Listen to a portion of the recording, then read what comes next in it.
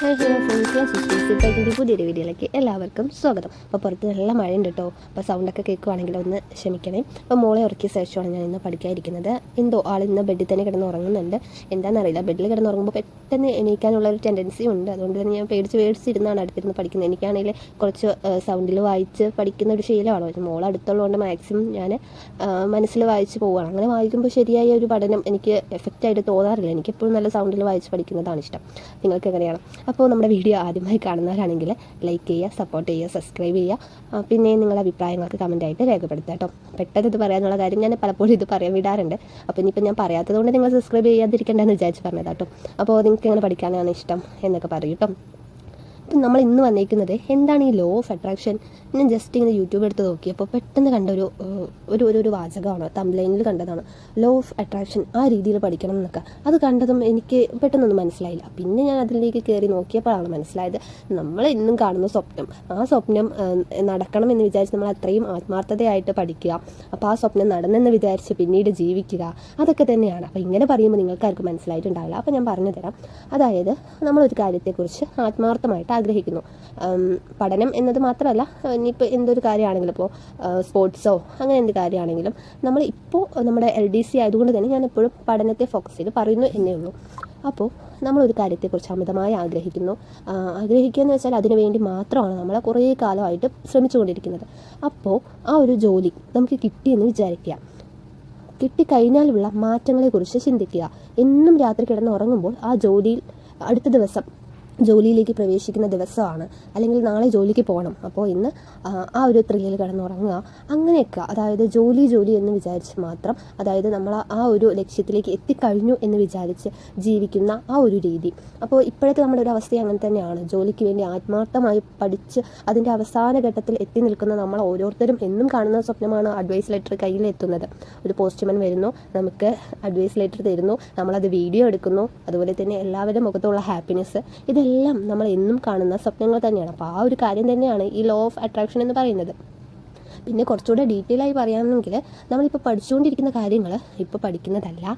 അതായത് നമ്മൾ ഒരു ജോലിയിൽ പ്രവേശിച്ച് കഴിഞ്ഞ് അവിടുത്തെ ഫയലൊക്കെ നമ്മൾ വളരെ സൂക്ഷ്മതയോടെ കാര്യക്ഷമമായി നോക്കില്ലേ, അതേ രീതിയിലാണ് നമ്മളിപ്പോൾ പഠനം മുന്നോട്ട് കൊണ്ടുപോകുന്നത്. ആ രീതിയിൽ നമുക്ക് ചിന്തിക്കാം. അതായത് നാളെ ഒരു ഓഫീസിലൊക്കെ പോയി അത്യാവശ്യം നല്ലൊരു പോസ്റ്റിലൊക്കെ ഇരുന്ന് ഫയലൊക്കെ നോക്കുന്ന അതേ സൂക്ഷ്മതയോടെയും കാര്യക്ഷമതയോടെയും കൂടെ ഇപ്പോൾ നമ്മൾ പഠിച്ചാൽ ഉറപ്പായും നമ്മൾ വിചാരിക്കുന്ന ജോലി നമുക്ക് കിട്ടും. അപ്പോൾ അതാണ് പറയുന്നത് ഈ ലോ ഓഫ് അട്രാക്ഷൻ എന്നതുകൊണ്ട്. പറയുമ്പോൾ വലിയ വാക്കാണ്, എങ്കിൽ പോലും അത് ഇന്നും നമ്മുടെ നിത്യജീവിതത്തിൽ സംഭവിച്ചുകൊണ്ടിരിക്കുന്ന കാര്യം തന്നെയാണ്. അപ്പോൾ എനിക്ക് ഇങ്ങനെ ഒരു തംബ്ലൈന് കണ്ടപ്പോൾ ഞാൻ ഇതെന്താ സംഭവം എന്ന് അറിയാൻ വേണ്ടിയിട്ട് അങ്ങനെ നോക്കിയതാണ്. പെട്ടെന്ന് ഇത് കാണുമ്പോൾ ഓക്കെ, ഇത് അറിയുന്നവർക്ക്, ഒരുപാട് കാര്യങ്ങളായി പഠിച്ചുകൊണ്ടിരിക്കുന്നവർക്കാണെങ്കിൽ ഇതിനെക്കുറിച്ച് ധാരണയൊക്കെ ഉണ്ടാവും. എന്നാൽ ഇപ്പോൾ പഠിച്ചു തുടങ്ങിയ, അല്ലെങ്കിൽ വലിയ കുഴപ്പമില്ലാതെ ഇപ്പോൾ പഠിച്ച് മുന്നേറുന്ന ആൾക്കാർക്ക് ഇടയ്ക്കൊരു മോട്ടിവേഷനൊക്കെ കിട്ടുന്നത് നല്ലതായിരിക്കും. അങ്ങനെയാണ് ഞാൻ ഈ സംഭവം, എനിക്കും പലപ്പോഴും മോട്ടിവേഷനൊക്കെ നഷ്ടപ്പെട്ട് ഞാനിങ്ങനെ മടി പിടിച്ചിരിക്കാറുണ്ട്. അപ്പോൾ ഞാനിങ്ങനെ യൂട്യൂബിലൊക്കെ നോക്കുമ്പോഴാണ് നമ്മളിങ്ങനെ ഒരു തംബ്ലൈൻ കണ്ട് ഞാൻ പെട്ടെന്ന് അതിൽ സ്ട്രൈക്ക് ചെയ്തു പോയി. അപ്പോൾ അങ്ങനെയാണ് നമ്മൾ ഈ വീഡിയോ ചെയ്യാനുള്ള ഒരു മോട്ടീവിലേക്ക് എത്തുന്നത്. അപ്പോൾ നമ്മൾ പലപ്പോഴും സംഭവിക്കുന്ന ഒരു കാര്യം, ഏകദേശം നമ്മൾ ഫസ്റ്റൊക്കെ നല്ല പോലെ പഠിക്കും, എന്നിട്ട് തുടക്കം എപ്പോഴും അടിപൊളിയായിരിക്കും. എന്നിട്ട് കുറച്ചിങ്ങോട്ട് മുന്നോട്ട് പോകുമ്പോൾ ചുറ്റുമുള്ളവർക്കും എന്തെങ്കിലും കുത്തുവാക്കുകളോ, അല്ലെങ്കിൽ അവൾ ഇന്നും പഠിക്കലാണ്, അല്ലെങ്കിൽ അവൻ എന്നും പഠിക്കലാണ്, ഫ്രണ്ട്സിൻ്റെ കൂടെ ഫ്രണ്ട്സ് ആണെങ്കിൽ പറയും അവൻ എന്നും പഠിക്കലാണ്, പഠിപ്പിച്ചിട്ട് അവൻ കളിക്കാൻ വരുന്നില്ല, കൂട്ടുകൂടാൻ വരുന്നില്ല, ട്രിപ്പിന് വരുന്നില്ല, കല്യാണത്തിന് വരുന്നില്ല, അങ്ങനെ പല കുത്തുവാക്കുകളും നമ്മൾ എന്നും കേൾക്കുന്നതാണ്. എങ്കിലും ഒരു ദിവസം ഇതെല്ലാം മറികടന്നുകൊണ്ട് നമ്മുടെ ആ ഒരു പോസ്റ്റ് ജോലിയിൽ എത്തിക്കഴിഞ്ഞാൽ അവരൊക്കെ പറയും അവൻ അന്ന് നല്ല കഷ്ടപ്പെട്ടത് കൊണ്ടാണ്, അവൻ അന്ന് ട്രിപ്പ് വന്നില്ല, എന്നിട്ട് കുത്തിയിരുന്ന് പഠിച്ച് ഉണ്ടാക്കിയതാണ്, രാത്രികൾ പകലുകളാക്കിയിരുന്ന് പഠിച്ചാണ് അവൻ ജോലിയിലേക്ക് കയറിയത്. അങ്ങനെയൊക്കെ കേൾക്കുമ്പോണ്ടല്ലോ അത് നമുക്കൊരു സന്തോഷമാണ്. അതുപോലെ ഇനിയിപ്പോൾ ഗേൾസിൻ്റെ കാര്യമാണെങ്കിൽ, ഇപ്പോൾ കല്യാണം കഴിയാത്ത കുട്ടികളുടെ അവരുടെ കാര്യമാണെങ്കിൽ അവരുടെ അച്ഛനും അമ്മയ്ക്കും ഉണ്ടാകുന്നൊരു സന്തോഷം അത് വേറൊരു അനുഭവം തന്നെയാണ്. അവർ പറയുന്നുണ്ടാവും എനിക്ക് ജോലി കിട്ടിയിട്ടേ ഞാൻ കല്യാണം കഴിക്കുള്ളൂ. അപ്പോൾ ഒത്തിരി ആൾക്കാർ, അവർക്ക് ചുറ്റുമുള്ള ഒത്തിരി ആൾക്കാർ ഈ അമ്മയും അച്ഛനെയും കുറ്റപ്പെടുത്തും. മോൾ ഇത്രയായിട്ടും കല്യാണം കഴിച്ച് വിടുന്നില്ല, അവളെ അവിടെ ഇരുത്തിയിരിക്കുകയാണ് വീട്ടിൽ. അങ്ങനെ പല കുത്തുവാക്കുകളും ബന്ധുക്കളിൽ നിന്നും നാട്ടുകാരിൽ നിന്നും ഒക്കെ കേട്ടിട്ടും അവർ നിങ്ങൾക്ക് സപ്പോർട്ട് ചെയ്ത് നിന്നിട്ടാണല്ലോ നിങ്ങൾ ഈ ഒരു ജോലി നേടിയത്. അപ്പോൾ അവർക്ക് കൊടുക്കാൻ പറ്റുന്ന ഏറ്റവും നല്ലൊരു ഗിഫ്റ്റ് എന്ന് പറയുന്നത് നിങ്ങൾ ആഗ്രഹിച്ച ആ ജോലിയുടെ അഡ്വൈസ് ലെറ്റർ അവരെ ഏൽപ്പിക്കുക എന്നത് തന്നെയാണ്. ഇനിയിപ്പോൾ കല്യാണം കഴിഞ്ഞുള്ള സ്ത്രീകളാണെങ്കിൽ ഏറ്റവും കൂടുതലും അവരാണ് കുറച്ച് കഷ്ടപ്പെട്ട് പഠിക്കുന്ന ആൾക്കാരെന്ന് പറയുന്നത്. കാര്യം ജോലി വേണം എന്ന് അത്രയ്ക്ക് അത്യാവശ്യമുള്ള ആൾക്കാരും അവർ തന്നെയാണ്.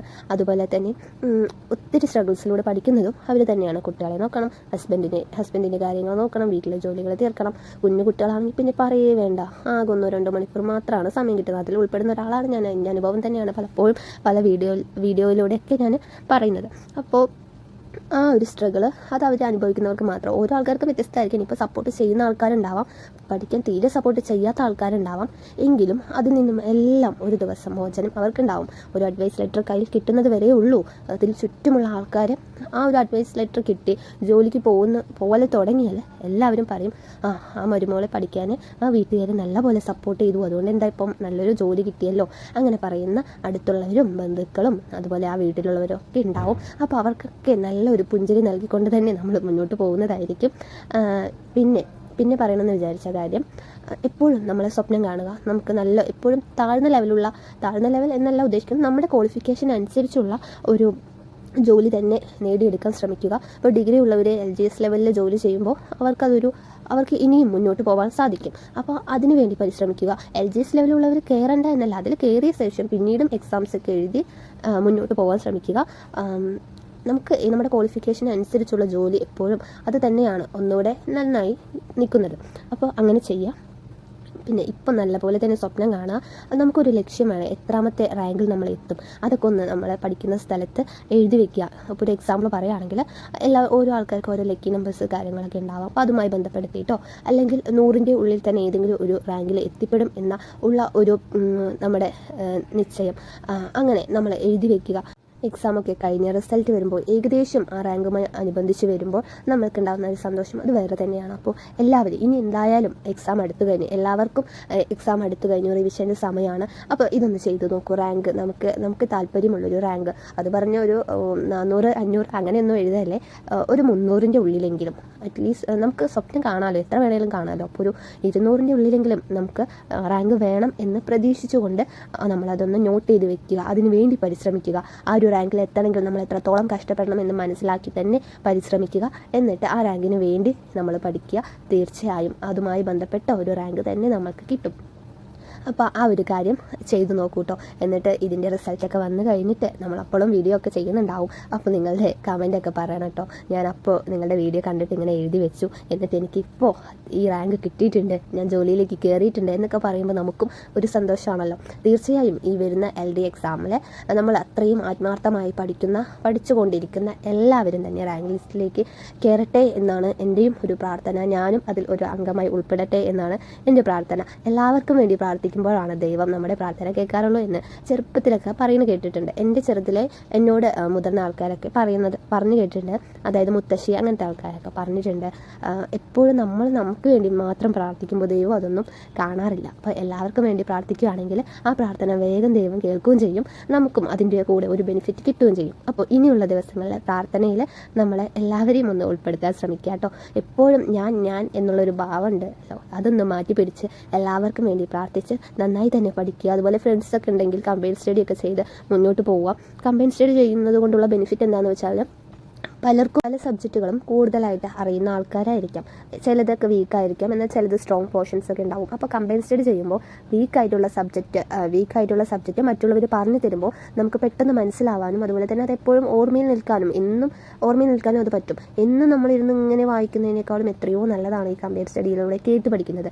ഒത്തിരി ആൾക്കാർ റാങ്ക് ലിസ്റ്റിൽ കയറിയിട്ടുള്ള ഒത്തിരി ആൾക്കാർ പറയുന്നത് അനുഭവങ്ങളിൽ എപ്പോഴും പറയുന്ന ഒരു വാക്കാണ് കമ്പൈൻ സ്റ്റഡി എന്നത്. അപ്പോൾ അതിനുള്ള സാഹചര്യം ഉള്ളവരാണെങ്കിൽ അത്രയും നല്ലത്. കൂടുതലും CPO അതിലൊക്കെ അവർക്ക് പെട്ടെന്ന് ജോലി കിട്ടുന്നതിനുള്ള ഒരു പ്രധാന കാരണം അവരിങ്ങനെ ഏത് സമയവും കമ്പൈൻ സ്റ്റഡി മാത്രമായിരിക്കും. അല്ലാതെ ഒറ്റയ്ക്ക് ഇരുന്ന് പഠിക്കുന്നത് അവർക്ക് വലിയ എഫക്റ്റീവായിട്ട്, പ്രത്യേകിച്ച് ബോയ്സിനെ ഞാൻ എടുത്ത് പറയുകയാണ്, അവർക്ക് അങ്ങനെ എഫക്റ്റീവായിട്ട് തോന്നാറില്ല എന്നാണ് പൊതുവെയുള്ള ഒരു അഭിപ്രായം. അപ്പോൾ ഗേൾസിന് ഇപ്പോൾ കമ്പൈൻ സ്റ്റഡി ചെയ്യാനുള്ള ടീംസ് ഉണ്ടെങ്കിൽ അങ്ങനെ തന്നെ ചെയ്ത് പഠിക്കുക. ഇനിയിപ്പോൾ റിവിഷനാണ്, നിങ്ങളുടെ താല്പര്യം എങ്ങനെയാണോ അതിലൂടെ തന്നെ പഠിക്കുക. കമ്പൈൻ സ്റ്റഡി ചെയ്താൽ മാത്രമേ ജോലി കിട്ടുള്ളൂ എന്നൊന്നുമല്ല. കൂടുതലും ബോയ്സിൻ്റെ കാര്യത്തിൽ വരുമ്പോൾ കമ്പൈൻ സ്റ്റഡി അവർക്ക് ഒരുപാട് നന്നായി ഗുണം ചെയ്യാറുണ്ട്. അതുകൊണ്ട് പറഞ്ഞു എന്നേ ഉള്ളൂ. അപ്പോൾ നമ്മുടെ വീഡിയോ ഇത്രയേ ഉള്ളൂ. കുറേ കാര്യങ്ങൾ പറയണമെന്ന് വിചാരിച്ചു, എല്ലാം പറഞ്ഞെന്ന് വിചാരിക്കുന്നു.